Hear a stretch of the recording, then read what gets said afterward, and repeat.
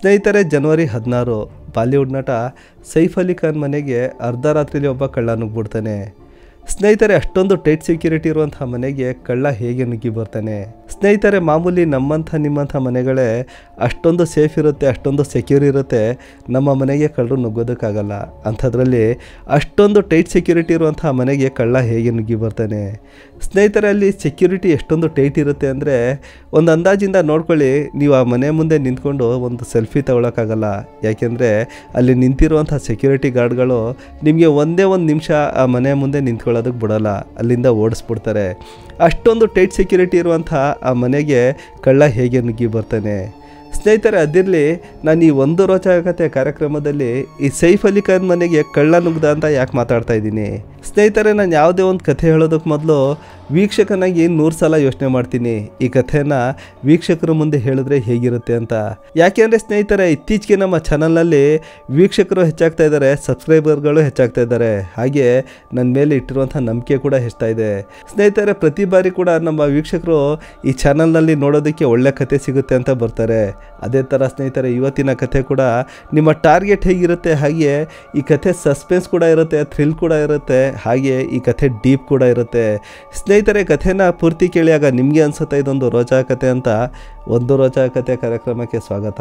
ಸ್ನೇಹಿತರೆ, ಮುಂಬೈನ ಬಾಂಡ್ರಾ ಏರಿಯಾದಲ್ಲಿ ಸದ್ಗುರು ಶರಣ್ ಅಂತ ಒಂದು ಬಿಲ್ಡಿಂಗ್ ಇರುತ್ತೆ. ಇದು 12 ಫ್ಲೋರ್ನ ಬಿಲ್ಡಿಂಗ್ ಆಗಿರುತ್ತೆ. ಇದರ ಟಾಪ್ ಫ್ಲೋರಲ್ಲಿ ಸೈಫ್ ಅಲಿ ಖಾನ್ ಇರ್ತಾರೆ. ಅದರಿಂದ ಕೆಳಗಿನ ಫ್ಲೋರಲ್ಲಿ ಇವರ 2ನೇ ಹೆಂಡತಿಯ ಮಕ್ಕಳಿರ್ತಾರೆ.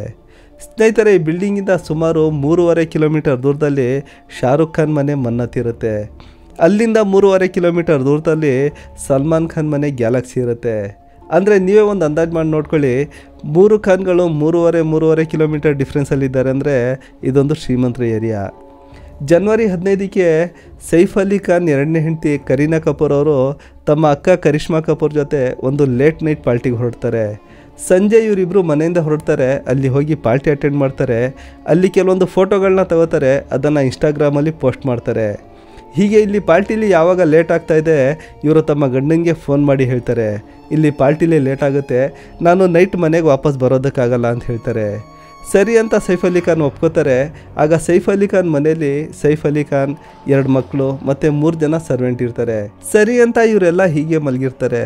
ಈ ಮನೆಯಲ್ಲಿ ಇಸ್ಮಾ ಅಂತ ಒಬ್ಬ ಸರ್ವೆಂಟ್ ಇರ್ತಾಳೆ.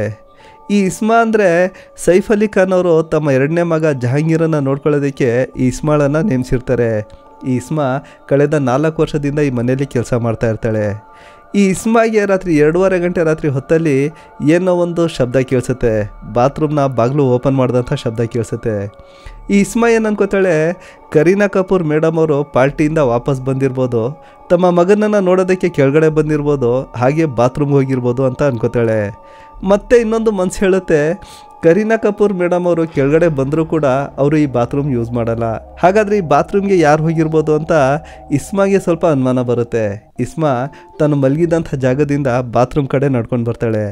ಹೀಗೆ ಬಂದಾಗ ಬಾತ್ರೂಮ್ನ ಬಾಗಿಲು ಓಪನ್ ಆಗಿರುತ್ತೆ. ಅಲ್ಲಿ ಒಬ್ಬ ವ್ಯಕ್ತಿಯ ನೆರಳು ಕಾಣುತ್ತೆ.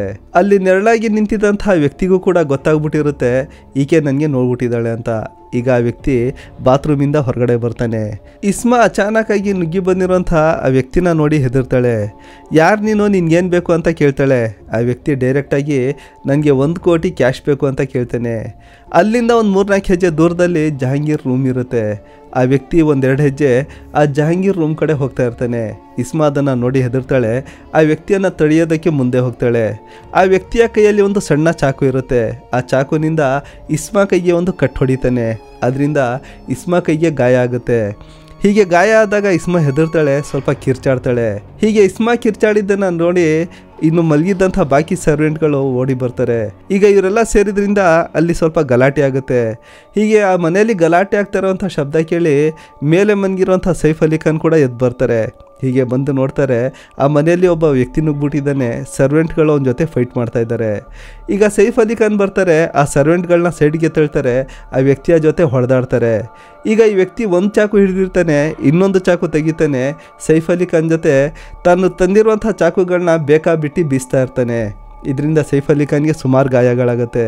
ಹೀಗೆ ಇವರಿಬ್ಬರು ಹೊಡೆದಾಡ್ತಾ ಕೊನೆಗೂ ಸೈಫ್ ಅಲಿ ಖಾನ್ ಆ ಕಳ್ಳನ್ನ ಒಂದು ಕಂಟ್ರೋಲ್ ತಗೋತಾರೆ. ಪಕ್ಕದಲ್ಲಿ ಒಂದು ರೂಮ್ ಇರುತ್ತೆ, ಆ ರೂಮ್ಗೆ ತಳ್ಳಿ ಬಾಗ್ಲಾಕ್ಬಿಡ್ತಾರೆ. ಇದಾದ ನಂತರ ಆ ಸರ್ವೆಂಟ್ಗಳು ಕೆಳಗಿನ ಫ್ಲೋರಲ್ಲಿ ಇವರ ಹಿರಿಯ ಹೆಂಡತಿ ಮಕ್ಕಳಿರ್ತಾರೆ, ಅವ್ರಿಗೆ ಫೋನ್ ಮಾಡ್ತಾರೆ, ಈ ವಿಷಯವನ್ನು ತಿಳಿಸ್ತಾರೆ.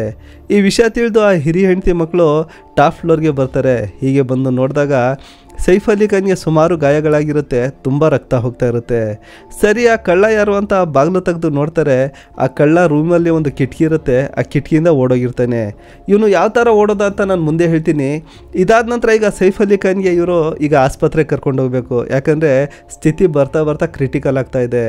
ಇದಕ್ಕಾಗಿ ಸೈಫ್ ಅಲಿ ಖಾನನ್ನು ಟಾಪ್ ಫ್ಲೋರಿಂದ ಕೆಳಗಡೆ ಕರ್ಕೊಂಡು ಬರ್ತಾರೆ.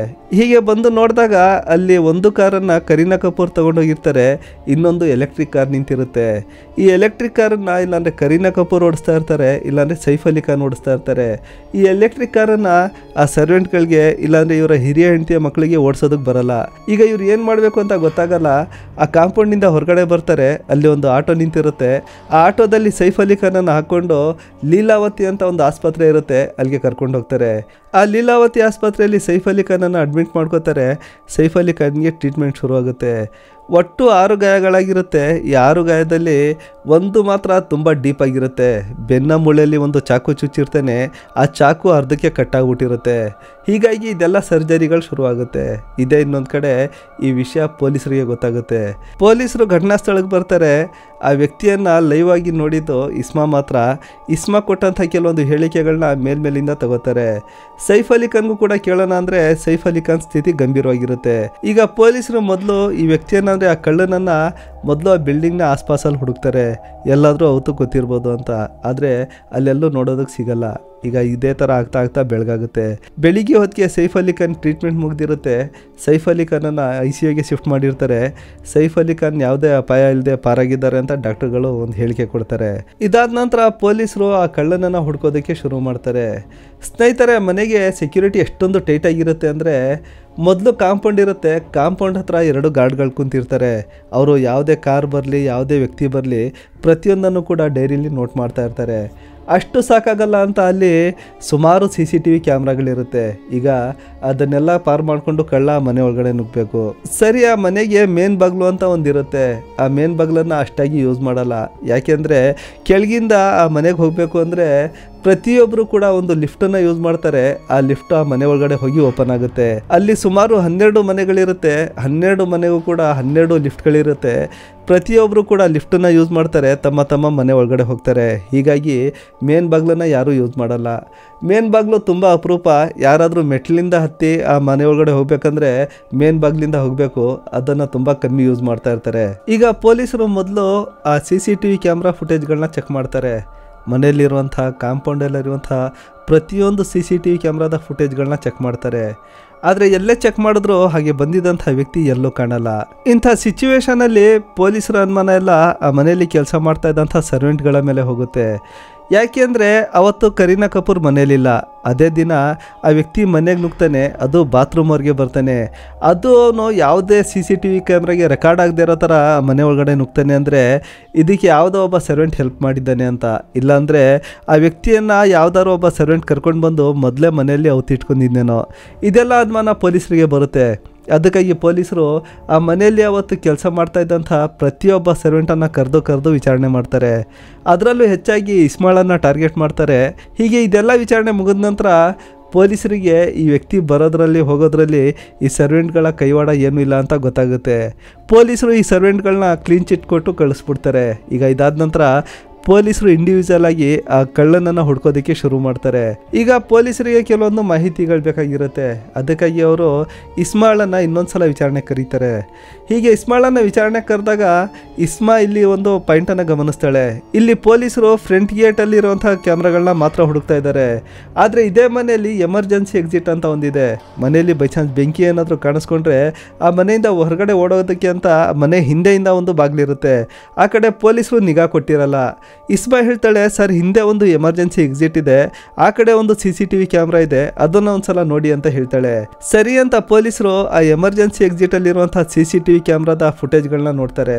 ಹೀಗೆ ನೋಡ್ತಾ ಇರುವಾಗ ರಾತ್ರಿ ಸುಮಾರು 1.5 ಗಂಟೆ ರಾತ್ರಿ ಹೊತ್ತಲ್ಲಿ ಒಬ್ಬ ವ್ಯಕ್ತಿ ಒಂದು ಬ್ಯಾಗ್ ನೇತಾಕೊಂಡಿರ್ತಾನೆ, ಮುಖಕ್ಕೆ ಬಟ್ಟೆ ಕಟ್ಟಿರ್ತಾನೆ, ಕಾಲಿಗೆ ಶೂ ಚಪ್ಪಲಿ ಏನೂ ಹಾಕಿರಲ್ಲ, ಇವನು ಮೆಟ್ಲುಗಳನ್ನ ಇರ್ತಾನೆ. ಇದೇ ವ್ಯಕ್ತಿ ರಾತ್ರಿ ಸುಮಾರು 2:30 ಗಂಟೆ ರಾತ್ರಿ ಹೊತ್ತಲ್ಲಿ ಮತ್ತೆ ವಾಪಸ್ ಬರ್ತಾನೆ. ಆದರೆ ಆ ಮುಖಕ್ಕೆ ಕಟ್ಟಿರುವಂಥ ಬಟ್ಟೆ ಆವಾಗ ಕಟ್ಟಿರಲ್ಲ, ಕಾಲಿಗೆ ಶೂ ಹಾಕಿರ್ತಾನೆ. ಇವನು ಮೆಟ್ಲು ಏರಿ ಹೋಗುವಾಗ ಇವನ ಬ್ಯಾಗ್ ಸ್ವಲ್ಪ ದಪ್ಪ ಇರುತ್ತೆ. ಅಂದರೆ ಆ ಬ್ಯಾಗಲ್ಲಿ ಆ ಟೈಮಲ್ಲಿ ಶೂಗಳಿರ್ಬೋದು. ಅದೇ ವ್ಯಕ್ತಿ ಆ ಬ್ಯಾಗಿಂದ ಆ ಶೂಗಳನ್ನ ತೆಗೆದು ತನ್ನ ಕಾಲುಗಳಿಗೆ ಹಾಕ್ಕೊಂಡಿರ್ತಾನೆ. ಈ ಸಲ ಅವನ ಬ್ಯಾಗ್ ಸ್ವಲ್ಪ ಸಣ್ಣದಾಗಿರುತ್ತೆ. ಅಂದರೆ ಆ ಶೂಗಳು ಆ ಬ್ಯಾಗಲ್ಲಿ ಇತ್ತೇನೋ ಅವಾಗ. ಈಗ ಆ ವ್ಯಕ್ತಿ ಮತ್ತೆ ಮೆಟ್ಲುಗಳನ್ನ ಎಳಿತಾನೆ, ಅಲ್ಲಿಂದ ಹೊರಟೋಗ್ತಾನೆ. ಈಗ ಈ ಫುಟೇಜನ್ನು ಇಸ್ಮಾಗೆ ತೋರಿಸ್ತಾರೆ. ಇಸ್ಮಾ ಈ ಫುಟೇಜನ್ನು ನೋಡ್ತಾಳೆ, ಆ ವ್ಯಕ್ತಿಯನ್ನು ಕಂಡುಹಿಡಿತಾಳೆ. ಹೌದು, ಇದೇ ವ್ಯಕ್ತಿ ಅವತ್ತು ನಮ್ಮ ಮನೆಗೆ ನುಗ್ಗಿದ್ದು ಅಂತ ಹೇಳ್ತಾಳೆ. ಈಗ ಪೊಲೀಸರು ಈ ಕಳ್ಳ ಯಾರೋ, ಇವನು ಎಲ್ಲಿಂದ ಬಂದ ಅಂತ ಈಗ ಹುಡುಕ್ಬೇಕು. ಅದಕ್ಕಾಗಿ ಪೊಲೀಸರು ಈಗ ಈ ವ್ಯಕ್ತಿಯ ಚೆಹರೆ ಸಿಕ್ಕಿರುತ್ತೆ, ಇದನ್ನು ತಗೊಂಡು ಕೆಲವೊಂದು ಕಳ್ಳರ ಗುಂಪುಗಳಿರುತ್ತೆ, ಅದರಲ್ಲಿ ವಿಚಾರಿಸ್ತಾ ಬರ್ತಾರೆ. ಇವನನ್ನು ಎಲ್ಲಾದರೂ ನೋಡಿದ್ದೀರಾ, ಇವನು ನಿಮ್ಮ ಗುಂಪಿಗೆ ಸೇರಿದವನ ಅಂತ. ಹೀಗೆ ಪೊಲೀಸರು ಎಲ್ಲೇ ವಿಚಾರಣೆ ಮಾಡಿದ್ರು ಕೂಡ ಇವನು ಯಾರು ಅಂತ ಗೊತ್ತಾಗ್ತಾ ಇರಲ್ಲ. ಇದೇ ಫೋಟೋವನ್ನು ಪೊಲೀಸರ ಕೆಲವೊಂದು ಇನ್ಫಾರ್ಮರ್ಗಳಿರ್ತಾರೆ, ಅಂದರೆ ಸ್ವಲ್ಪ ಅಮೌಂಟ್ ತೊಗೊಂಡು ಪೊಲೀಸರಿಗೆ ಇನ್ಫಾರ್ಮೇಷನ್ ಕೊಡುವಂಥ ಕೆಲಸ ಮಾಡುವಂಥವ್ರು ಇರ್ತಾರೆ, ಅವ್ರಿಗೂ ಕೂಡ ಕಳಿಸಿಕೊಡ್ತಾರೆ. ಆದರೆ ಆ ಇನ್ಫಾರ್ಮರ್ಗಳಿಂದ ಕೂಡ ಈ ವ್ಯಕ್ತಿ ಯಾರು ಅಂತ ಮಾಹಿತಿ ಸಿಗ್ತಾ ಇರಲ್ಲ. ಈಗ ಪೊಲೀಸರು ಇಲ್ಲಿ ಇನ್ನೊಂದು ಥರ ಯೋಚನೆ ಮಾಡಿ ನೋಡ್ತಾರೆ. ಕಳ್ಳ ಇಲ್ಲಿಂದ ಓಡೋಗಿದ್ರೆ ರೈಲ್ವೆ ಸ್ಟೇಷನ್ಗೆ ಗ್ಯಾರಂಟಿ ಹೋಗಿರ್ಬೋದು ಅಂತ. ಅಲ್ಲಿ ಫೇಸ್ ರೆಕಗ್ನೇಷನ್ ಅಂತ ಒಂದು ಟೆಕ್ನಿಕ್ ಇರುತ್ತೆ, ಅದನ್ನು ಆನ್ ಮಾಡಿ ಬಿಟ್ಬಿಡ್ತಾರೆ. ಹೀಗೆ ಫೇಸ್ ರೆಕಗ್ನೇಷನ್ ಶುರುವಾದ ನಂತರ ಜನವರಿ 1, ಜನವರಿ 9, ಜನವರಿ 15ಕ್ಕೆ ಕೆಲವೊಂದು ಜನರ ಫೇಸ್ ಜೊತೆ ಈ ಫೇಸ್ ಮ್ಯಾಚ್ ಆಗ್ತಾ ಇರುತ್ತೆ. ಈಗ ಪೊಲೀಸರು ಆ ವ್ಯಕ್ತಿಗಳು ಯಾರು ಅಂತ ಹುಡುಕ್ತಾ ಹೋದಾಗ ಒಬ್ಬ ವ್ಯಕ್ತಿ ಛತ್ತೀಸ್ಗಢದಲ್ಲಿ ಸಿಗ್ತಾನೆ. ಅವನನ್ನು ವಿಚಾರಣೆ ಮಾಡಿ ನೋಡ್ತಾರೆ. ಅವನ ಫೇಸ್ ಈ ವ್ಯಕ್ತಿಯ ಫೇಸ್ ಜೊತೆ ತುಂಬ ಮ್ಯಾಚ್ ಆಗ್ತಾ ಇರುತ್ತೆ. ಆದರೆ ವಿಚಾರಣೆ ಮಾಡಿದ ನಂತರ, ಅಕ್ಕಪಕ್ಕದ ಜನರನ್ನ ಕೇಳಿದ ನಂತರ ಇವನು ಅವನಲ್ಲ ಅಂತ ಗೊತ್ತಾಗುತ್ತೆ. ಹೀಗೆ ಸುಮಾರು ಜನರನ್ನ ವಿಚಾರಣೆ ಮಾಡ್ತಾ ಬರ್ತಾರೆ. ಆದರೆ ಆ ವ್ಯಕ್ತಿ ಆ ಕಳ್ಳ ಅಲ್ಲ ಅಂತ ಗೊತ್ತಾಗ್ತಾ ಇರುತ್ತೆ. ನಿಜವಾದ ಕಳ್ಳ ಪೊಲೀಸರಿಗೆ ಸಿಗ್ತಾ ಇರಲ್ಲ. ಹೀಗೆ ಪೊಲೀಸರು ಹುಡುಕ್ತಾ ಮುಂಬೈನ ಅಂಧೇರಿ ರೈಲ್ವೆ ಸ್ಟೇಷನ್ನಲ್ಲೂ ಕೂಡ ಈ ಫೇಸ್ ರೆಕಗ್ನೇಷನ್ ಸರ್ವಿಸನ್ನು ಆನ್ ಮಾಡಿ ಬಿಟ್ಟಿರ್ತಾರೆ. ಅಲ್ಲೂ ಕೂಡ ಕೆಲವೊಂದು ಫೇಸ್ಗಳು ಡಿಟೆಕ್ಟ್ ಆಗುತ್ತೆ. ಈಗ ಪೊಲೀಸರು ಅಲ್ಲಿ ಡಿಟೆಕ್ಟ್ ಆದಂಥ ಫೇಸ್ಗಳನ್ನ ಈ ಬಾಂದ್ರಾ ರೈಲ್ವೆ ಸ್ಟೇಷನಲ್ಲಿ ಡಿಟೆಕ್ಟ್ ಆದಂಥ ಫೇಸ್ಗಳ ಜೊತೆ ಮ್ಯಾಚ್ ಮಾಡಿ ನೋಡ್ತಾರೆ. ಅಲ್ಲಿ ಒಂದು ಫೇಸ್ ಮ್ಯಾಚ್ ಆಗುತ್ತೆ. ಈಗ ಪೊಲೀಸರು ಆ ವ್ಯಕ್ತಿಯನ್ನು ಫಾಲೋ ಮಾಡೋದಕ್ಕೆ ಶುರು ಮಾಡ್ತಾರೆ. ಅಂದರೆ ಆ CCTV ಫುಟೇಜಲ್ಲಿ ನೋಡ್ತಾ ಇರ್ತಾರೆ. ಹೀಗೆ ಆ ವ್ಯಕ್ತಿ ಜನವರಿ 9ಕ್ಕೆ ಅಂಧೇರಿಯ ರೈಲ್ವೆ ಸ್ಟೇಷನ್ ಬಂದಿರ್ತಾನೆ. ಅವನು ಹೀಗೆ ನಡ್ಕೊಂಡು ಆ ಸ್ಟೇಷನ್ನಿಂದ ಹೊರಗಡೆ ಹೋಗ್ತಾನೆ. ಹೀಗೆ ಹೊರಗಡೆ ಬಂದಂಥವನು ಒಂದು ಬೈಕ್ ಹತ್ರ ಹೋಗ್ತಾನೆ. ಅಲ್ಲಿ ಆಲ್ರೆಡಿ ಒಬ್ಬ ವ್ಯಕ್ತಿ ಒಂದು ಬೈಕನ್ನು ನಿಲ್ಲಿಸ್ಕೊಂಡು ಇವನಿಗಾಗಿ ಕಾಯ್ತಾ ಇರ್ತಾನೆ. ಇವನು ಆ ಬೈಕನ್ನು ಹತ್ತಿ ಕುತ್ಕೋತಾನೆ. ಆ ಬೈಕ್ ಅಲ್ಲಿಂದ ಹೊರಟೋಗುತ್ತೆ. ಆದರೆ ಆ ಬೈಕ್ನ ನಂಬರ್ ಪ್ಲೇಟ್ ಸರಿಯಾಗಿ ಕಾಣಿಸಲ್ಲ, ಅಷ್ಟು ಮಂಕಾಗಿರುತ್ತೆ. ಈಗ ಪೊಲೀಸರು ಆ ಬೈಕ್ ಎಲ್ಲಾದರೂ ಕಾಣಿಸುತ್ತಾ ಅಂತ ಬೇರೆ CCTV ಕ್ಯಾಮ್ರಾಗಳನ್ನ ನೋಡ್ತಾರೆ. ಹೀಗೆ ನೋಡ್ತಾ ಹೋದಾಗ ಒಂದು ಏರಿಯಾದಲ್ಲಿ ಈ ಬೈಕ್ ಬರುತ್ತೆ. ಇವರಿಬ್ಬರು ಆ ಬೈಕಲ್ಲಿ ಕುಂತಿರ್ತಾರೆ. ಈ ವ್ಯಕ್ತಿ ಆ ಬೈಕಿಂದ ಇಳಿತಾನೆ. ಆನಂತರ ಏನೋ ಮಾತಾಡ್ತಾರೆ. ಅಲ್ಲಿಂದ ಆ ವ್ಯಕ್ತಿ ಹೊರಟೋಗ್ತಾನೆ. ಆದರೆ ಪೊಲೀಸರಿಗೆ ಇಲ್ಲಿ ಒಂದು ಪ್ಲಸ್ ಪಾಯಿಂಟ್ ಸಿಗುತ್ತೆ. ಆ ಬೈಕ್ನ ನಂಬರ್ ಪ್ಲೇಟಲ್ಲಿ ನಂಬರ್ಗಳು ಕ್ಲೀನಾಗಿ ಕಾಣ್ತಾ ಇರುತ್ತೆ. ಈಗ ಪೊಲೀಸರು ಆ ಬೈಕ್ನ ನಂಬರನ್ನು ತಗೋತಾರೆ. ಓನರ್ ಯಾರು ಅಂತ ಹುಡುಕ್ತಾರೆ. ಹೀಗೆ ನೋಡ್ತಾ ಹೋದಾಗ ಆ ಬೈಕ್ ಓಡಿಸ್ತಾ ಇದ್ದಂಥ ಅದೇ ವ್ಯಕ್ತಿ ಆ ಬೈಕ್ನ ಓನರ್ ಅಂತ ಗೊತ್ತಾಗುತ್ತೆ. ಪೊಲೀಸರು ಆ ವ್ಯಕ್ತಿಯನ್ನು ಹುಡುಕ್ತಾರೆ. ಜನವರಿ 9ಕ್ಕೆ ನೀನು ಈ ಥರ ರೈಲ್ವೆ ಸ್ಟೇಷನಿಂದ ಒಬ್ಬ ವ್ಯಕ್ತಿಯನ್ನು ಕರ್ಕೊಂಡು ಬಂದು ಅಂತ ಕಡೆ ಡ್ರಾಪ್ ಮಾಡ್ದಲ್ಲ, ಆ ವ್ಯಕ್ತಿ ಯಾರು ಅಂತ ಆ ವ್ಯಕ್ತಿಗೆ ಕೇಳ್ತಾರೆ.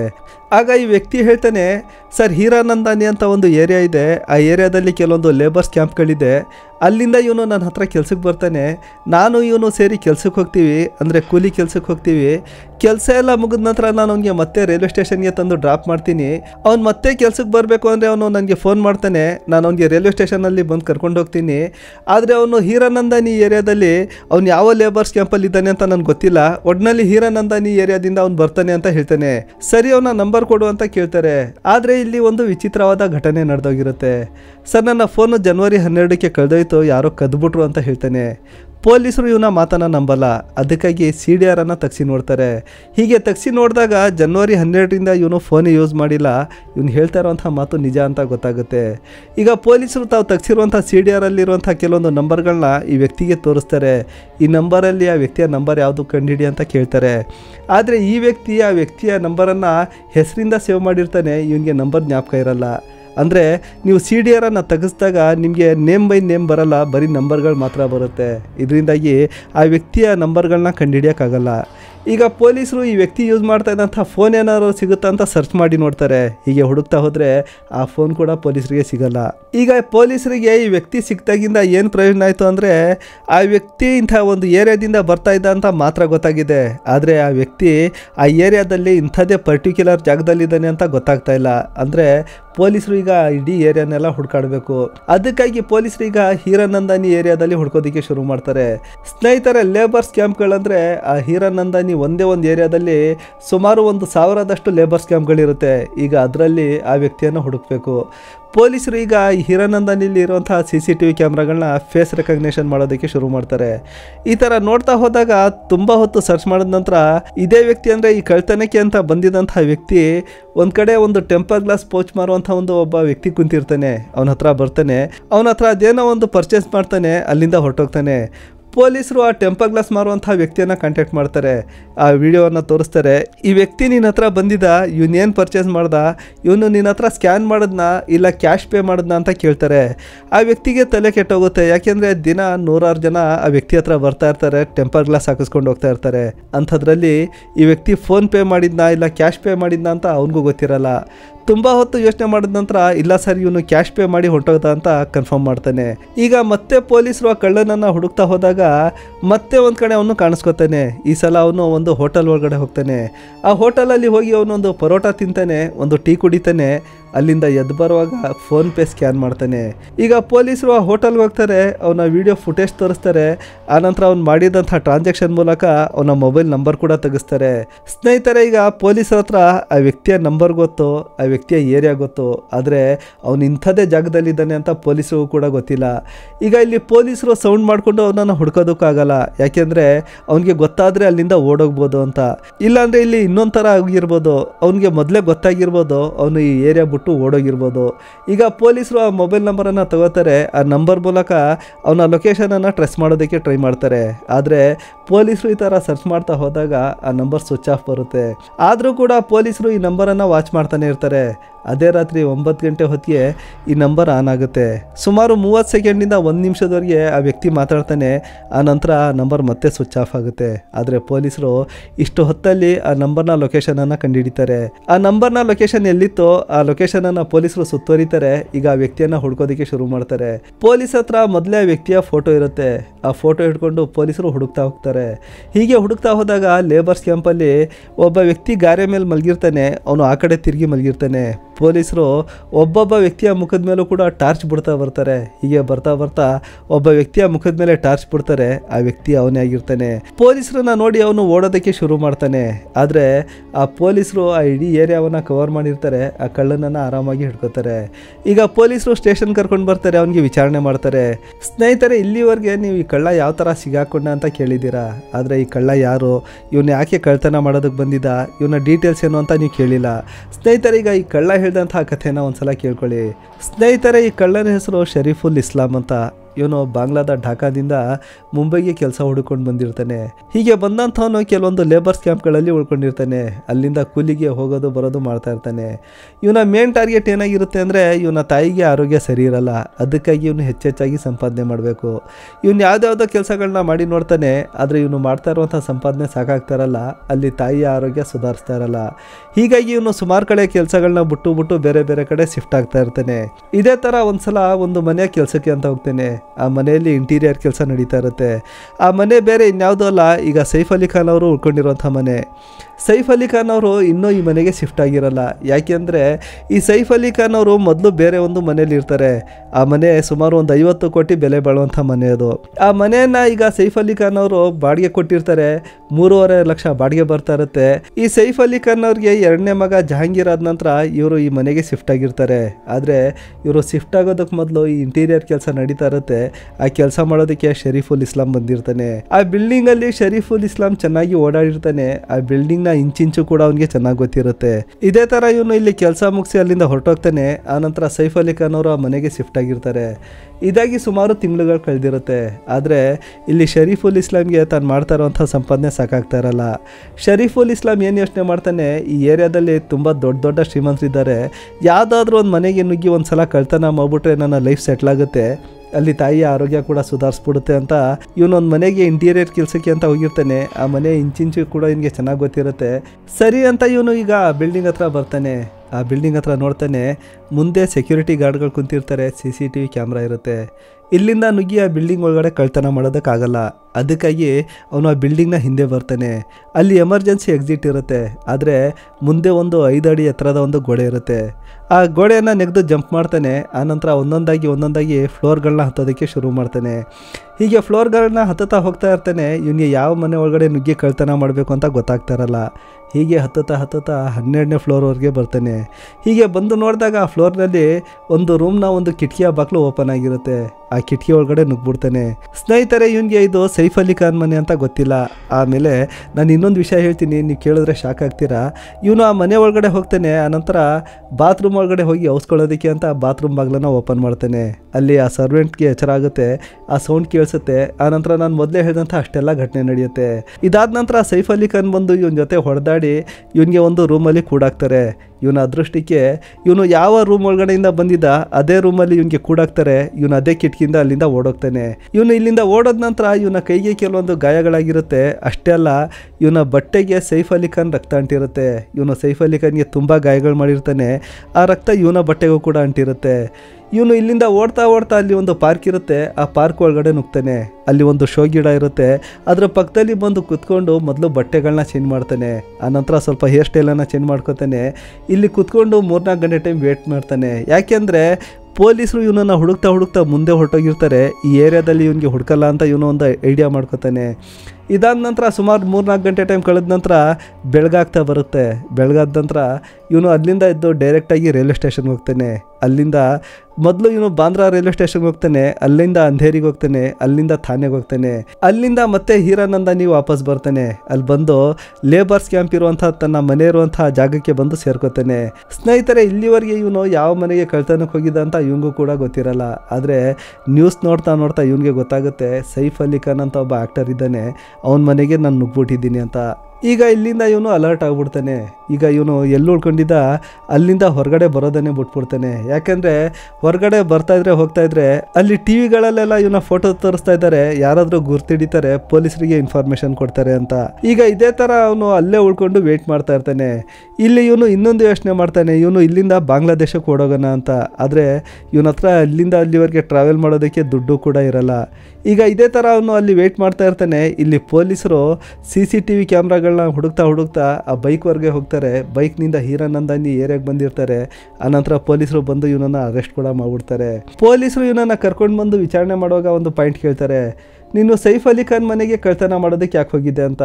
ಆಗ ಕಳ್ಳ ಹೇಳ್ತಾನೆ, ಸರ್ ನನಗೆ ಸೈಫ್ ಅಲಿ ಖಾನ್ ಅಂದರೆ ಯಾರು, ಈ ಕರೀನಾ ಯಾರು ಅಂತ ನನಗೆ ಮೊದಲು ಗೊತ್ತಿರಲಿಲ್ಲ. ಈ ಕಳ್ತನಿಕೆ ಅಂತ ಹೋದ್ಮೇಲೆ ಈ ಸೈಫ್ ಅಲಿ ಖಾನ್ ಯಾರು ಅಂತ ಗೊತ್ತಾಯಿತು. ಅವನ ಹೆಂಡತಿ ಕರೀನಾ ಕಪೂರ್ ಕೂಡ ಒಬ್ಬ ಫಿಲಮ್ ಆ್ಯಕ್ಟರ್ ಅಂತ ಗೊತ್ತಾಯಿತು.